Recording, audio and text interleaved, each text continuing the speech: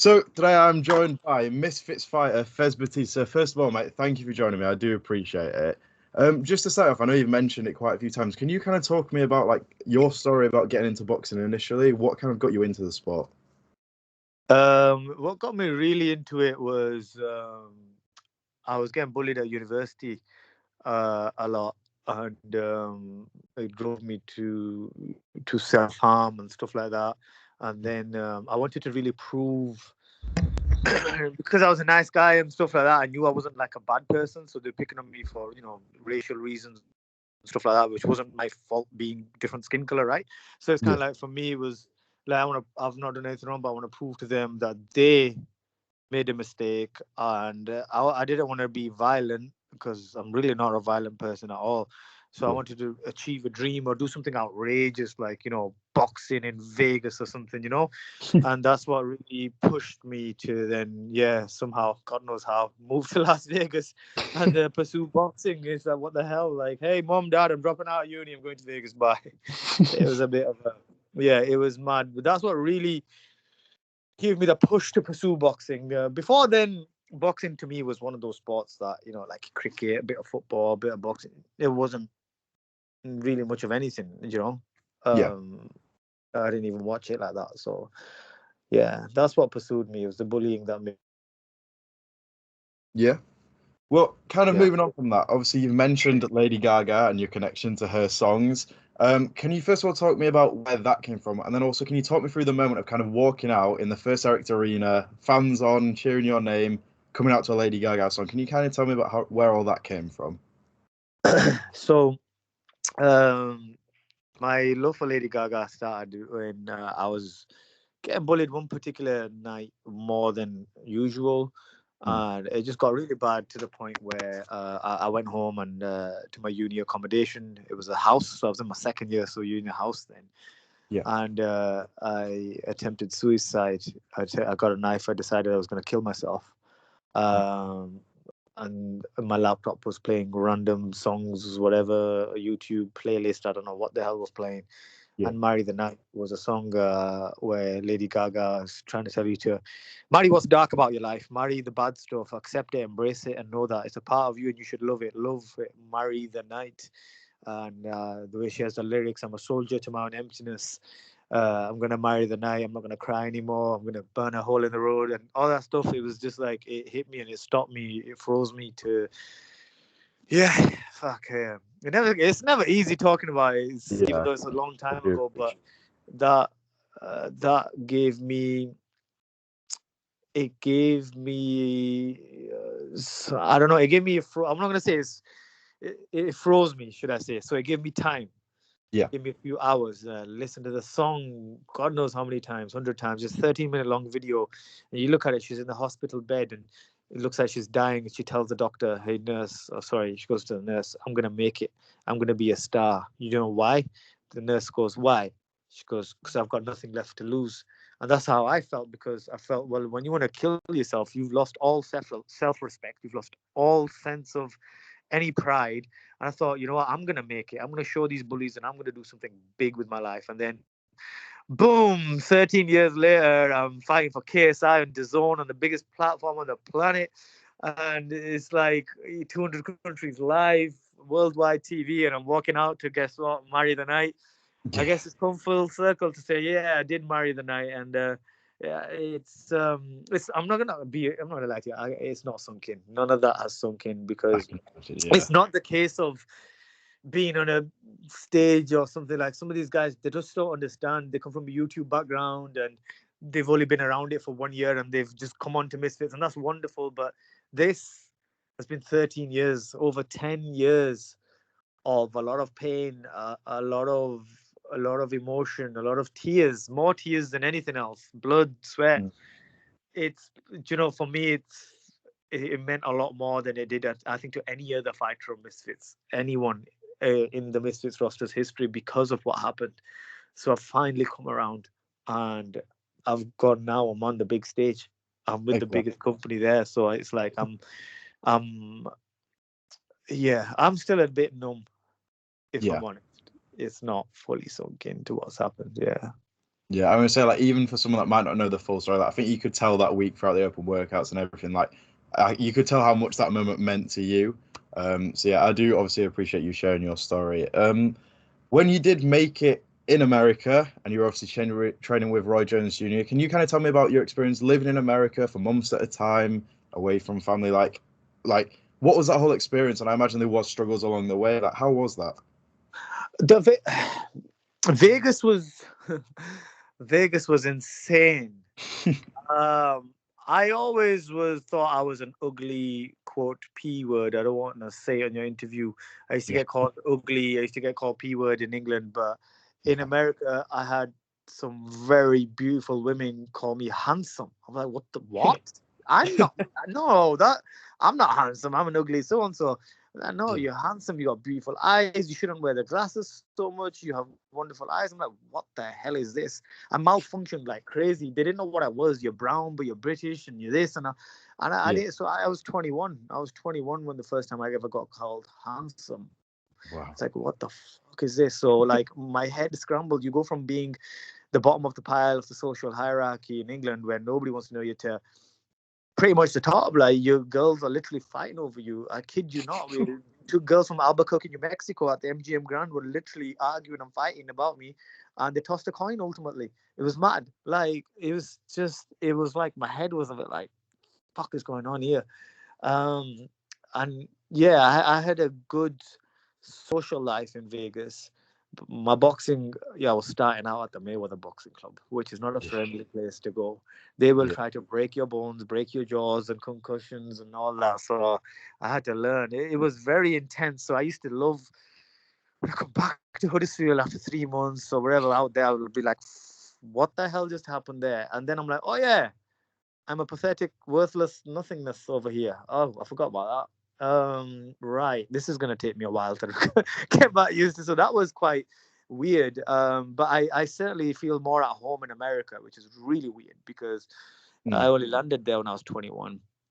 yeah, But yeah, then moving to Florida after 4 years with Vegas, Florida was very different because it's not as razzmatazz, glamour like yeah, Vegas.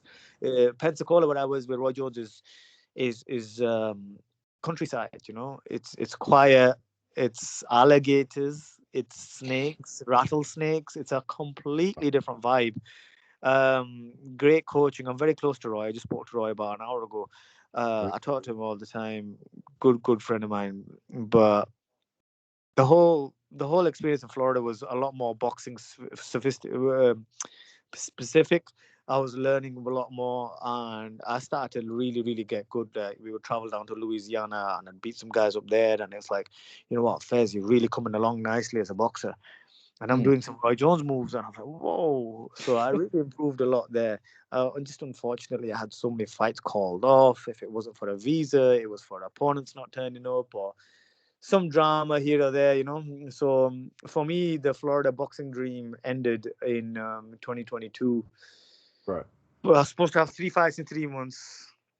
That was April, May, June. But the January before, it was in Mexico. I spent days in Mexico after coronavirus. You're supposed to spend 15 days there. I spent 20. By the time I was ready to fight, they said, "Oh, your visa's about to expire. You need to leave the country." I was like, "Oh my god!" So then I went for the Alabama fight in April. Opponent didn't turn up. We had huge Really? press. We had national press. We had press in Mexico, Paraguay, England, national news in England, national news in India, all over. Everybody's like, Mm, "Whoa, there's a lot of noise. The Lady Gaga boxers fighting," um, but it never turned up, which was frustrating. And then I picked up a serious injury. I don't want to say what the injury was, but that ruled me out for a while. And then I kind of like said to myself, I think it's over. mm, Um, my mother was like, "Hey, look, you've been on the pitch at Huddersfield Town Stadium. You've done anti-bullying for 10 years. The kids yeah. love you. You've fought in Florida twice. You've won twice. Let it go. Let it go. You've done it. None of them other bad people that did all those things could dream about what you've done. Like, let it go." And then KSI releases a song. It's not over yet. So I'm listening to that song and I'm like, "Are you talking to me?" Misfits gets released 3 months later, or many months later. I don't know how many. Yeah. August, I believe it was. And I'm like, Misfits are the initials to my legal name, Mohammed Faisal, MF. I'm like, is somebody talking to me here? What's going on here? Like, and why am I keep listening to the song? It's not over yet. Then I see what the concept is. It's about influencers, people who with stories or people that can do. I was just like, wait, this is what the hell? Maybe this is could be it. And Yeah. then it kind of like left America. Then I've been on the books of Misfits for since February, so I couldn't get a fight for a year. So everybody Wow. was scared of Roy Jones. I'm like, Roy, listen, I'm gonna have to like put you away for a while because nobody is. They think I'm an Olympic gold medalist that can destroy fighters, and I'm like, I'm not a guy with 500 amateur fights. So for goodness sake, like, but nobody believed it, including Jarvis in November. I said I don't want to fight Fez, so I was like, damn. So yeah, it's been a crazy journey, bro. Yeah. Well, obviously, I'm going to get onto Misfits in a minute, but I wanted to ask, like, how do gyms, like, for example, the Mayweather gym or training with Roy Jones, how does that compare to, for example, to like a gym in Huddersfield? Like, what are the differences, with them legends? Obviously, they come with a name, but like, is there really a difference in training style or is it pretty similar? I keep myself away from people in Huddersfield's boxing circles because they don't Yeah. like influencer boxing. They haven't liked me for a long time, so I can't say. But Okay. as you can say, there's never been a star in Huddersfield boxing, so it speaks for Mm. itself. It's quite a negative place. Whereas the Mayweather gym and stuff like that is just ridiculous hard work. It's a very hot gym, and it's about brutality there. It's all about brutality, and it's about being alpha male. Mm. Whereas Roy Jones's gym is it's more mental. It's more unity there. There's more happiness there. Like people are more like positive, but it's just very very mental. Like it's very technical. It's that training, and all that. So it's a bit, um, yeah. It's very different, but equally as hard. But yeah, there's no normal people there. You have to be truly insane. Roy Jones is not in a public gym. Roy's is very private. It's in his property. He's got 90-acre property, so he's there like, you know, he doesn't just let anybody in. Yeah. Very very hard. Yeah, very more mental was Roy's. Roy's was, I wouldn't say it's as physical. Right. Okay. Yeah. Obviously when you are having these moments, for example, fighting on Misfits or fighting in Vegas or moving abroad to America, do you ever have like a look back moment or do you kind of just try to keep the ball rolling? Like, how do you kind of look on the things that you've done in your career? Um, I don't always. I very rarely look back because I'm Mm. always like I have ADHD and my brain's very very weird. I'm always creating. I'm always trying to do the next stuff. And obviously having people like Roy Jones there, you be talking to him like pretty much every day for nearly 10 years builds your mind up to constantly create something else. Create, create, create. It's very rare that I look back and think, whoa, like this has been a crazy journey. Like you don't think like that. It's weird. They change the way you think when you're around people like that. It's, Mm. it's, it's about no matter what you're doing, let's do something bigger. Let's do something better. Let's do something, even more. Let's go for the next fix, you know, Yeah. um, or high, should I say? Yeah. Let's go for the next high. Let's go do like I was very close with him during the Tyson camp and all that. It's like it's a mission. It's like, oh, let's find out Tyson's weaknesses. Yeah, yeah, yeah, yeah. And then let's get you the best nutrition person who can get you this, that. It's like these constant missions, and there's always something else coming, and it's exciting. So it's more that kind of stuff. Like, Uh, what's next? what's next, and how creative can you be with what ideas can you bring, and with all those booking around ideas like who do you know, well this guy can do this and I think this other guy can do this and let's create something. It's always about creating magic. And yeah, very rarely do you admire your own work. Yeah. Okay. Yeah. Well, what I wanted to ask as well is like, obviously you are a Misfits fighter now. You've had your fight. Like, how did the relationship? I'm assuming was it with Mams at first? Like, how does that come about? How do you get on the card? Did he reach out to you? Like, how did it all start? um I've been talking to mums for a long time, since what, January last year. And Mm. then in February, he says, "Look, you're on the radar. I like what you're doing, but we just couldn't get the fight. If it wasn't for weight, if it wasn't for this, that, the third, people are wanting to fight me." So when Ben Williams came, even though it wasn't a great time, I don't want to say why. I Okay. just don't want to say why. I got told not to say why, and it's fine. No, that's But I shouldn't have taken the Ben Williams fight. I know this. But I did because I didn't want to be on the shelf for any longer. I'm like, well, for God, even if I lose, who cares? Just get me on, man. exactly. Fuck, it's just taking forever. Like, it's not ideal. This has happened, that's happened, this has happened. But you know what? That's private stuff. Yeah, The bell goes, I know I can handle myself in there. There's no way Ben Williams or anyone on the Misfits roster can embarrass me. I have skills. exactly. Yeah, Whether I'm at 10%, whether I'm at 5% or 1%, whether mentally I'm at even 0.1%, or physically I'm at 0, none of them can embarrass me. I know yeah, my skill level. I know what I can do. So, 100 or not, nobody's embarrassing me. So I'm like, okay, just let the bell go. Let's go with the flow. Let's see what they got. And I thought it was funny how Ben tried to come out and knock me out. It's quite cute. It's quite cute. I gotta admit, a little boy is trying to knock me out. I thought this is lovely, isn't it? Like you can't hurt me. And I'm like, oh, he tried to knock me out. Here's a right hand for you. Ping! How's that? 7 yards down. Stupid yeah. boy. So Yeah, I was gonna say, like, obviously you kind of touched on it there, but like, what are your overall thoughts on the Ben Williams fight? Obviously, the decision to go your way, but like before the fight, you said you wanted to go out there, have fun, express yourself. Like, I think from an outsider's view, you definitely did that. Like, how do you feel about your first fight and like where to go from there on Misfits? I'll give myself a D. Right. I know I shook him a few times, which calmed Yeah. him down. He thought he was just going to steamroll me. He felt the power. He was like, oh, Mm. because I know I've got world class punching power. About 5% of boxers have that. And I've Right. been told that by every coach I've ever had. Because listen, you may not be this, that, but my God, you got top class punching power. So I know, I knew as soon as I touched him, it'll settle the little boy down. He'll be like, oh my goodness. And it did. So I wasn't worried about that. I was impressed by his footwork. He was quite quick and he was clever because he knew you don't hook with a hooker. My best punch is a hook. You don't hook with someone like me, you'll get knocked out. And he was clever enough to realize, right, I need to back off and I need to move around and use my feet. I thought, oh, yeah, clever, fucking clever boy. He's not letting his ego get in the way. He's not letting macho man. Because me, I like to slug it out with you because I know you can't win like that. But he Mm. was too clever. He just moved, he rotated. I was like, fuck, okay, you know what? Clever. You know, I think had I been full training camp, everything gone my way behind the scenes, I think I'd win that fight. Honestly, he's a good fighter.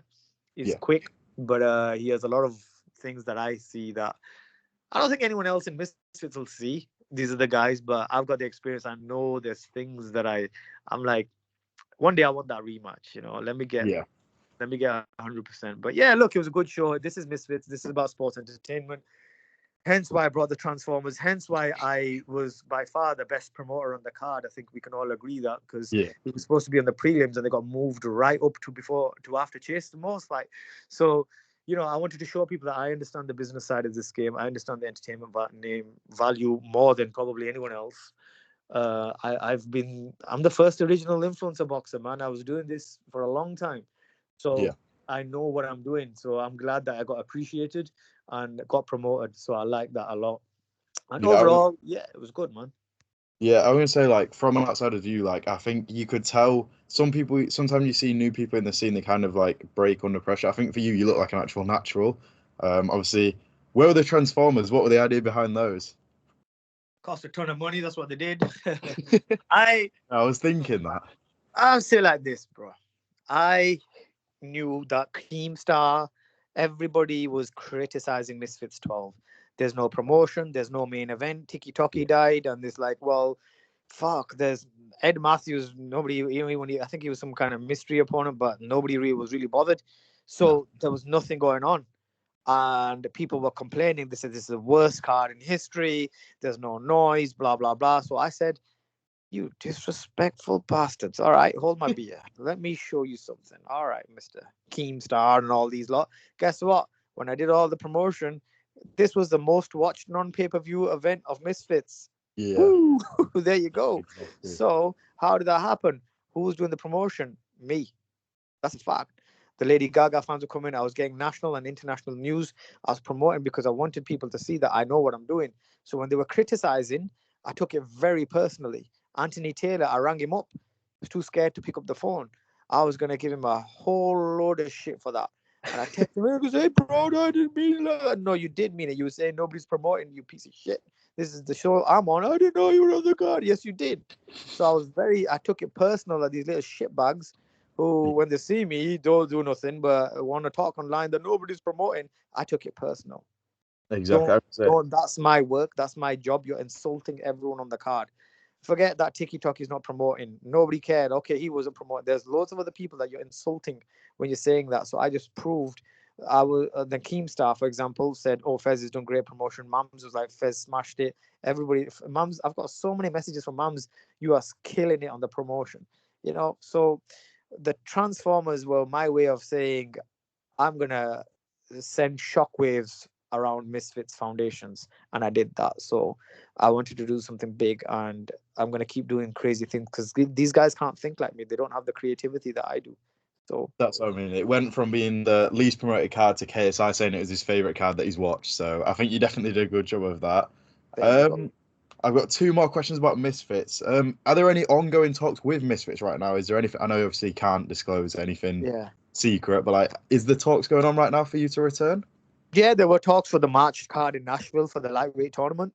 But when Mams was texting me about the weight, I says, "Yeah, I can make 135, but you're gonna have to give me time." He goes, "I can only give you to March 23rd." I go, no, Yeah. bro." I said, "Look, I'm about 165 right now. I am injured with my knee, so there's no running involved.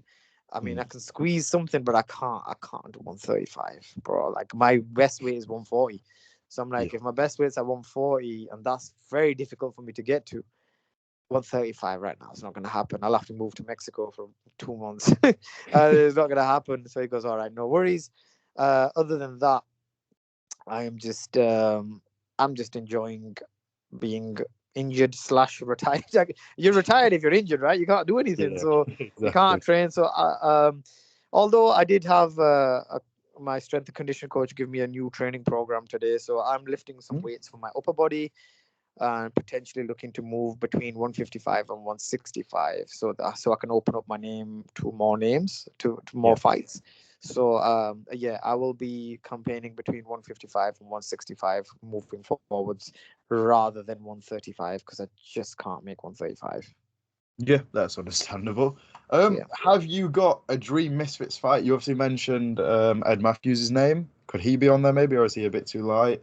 He's I know Ed Matthews is getting a bit of a push and they want him to do well, but I just don't think he's much of a challenge, if I'm Yeah. honest. I like Salt Papi. I think Salt Papi is a challenge. He's southpaw.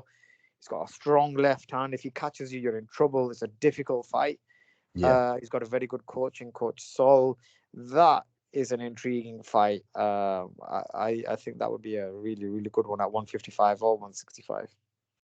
Yeah, I do like the sound of that. And now the last question, I obviously saw it on your Instagram recently. I wanted to touch on it. Can you talk me through what the Fes Batista Kindness Award is? I know it's going out in school. Can you like talk me through what it is, what it means? Okay. So for me, I was bullied by mean people. Bullies are horrible people, and you know, life is short. You don't know how long you got. And legacy is important. Some people want to have legacy for being a tough world champion or whatever. I want my legacy to be that he made the world a kinder place. So no kid goes through what I went through. Hmm. So what I've done now is I've got my own kindness award. I've had it since 2017, I want to say. And the kindest kid in these particular schools will get the trophy for a week and a certificate, and it's really cool. It's a shiny trophy, all that kind of stuff. But I'm taking it to a whole new level now. I can't say who I'm teaming up with, Right. but can I? I don't know. No, I can't. It's going to be another one. But you don't have to be a genius to figure out who I'm teaming up with. Right. Massiveness is all I'm going to say. I'm not going to say anything else. And I'm taking it to a whole nother level. So this time it's 4 schools now that I'm giving it to, and it's going to be yeah. Not only are they going to get a trophy, they're going to get something else. Right. I'll leave you with that suspense, Yeah, but I we'll will leave be it at that. announcing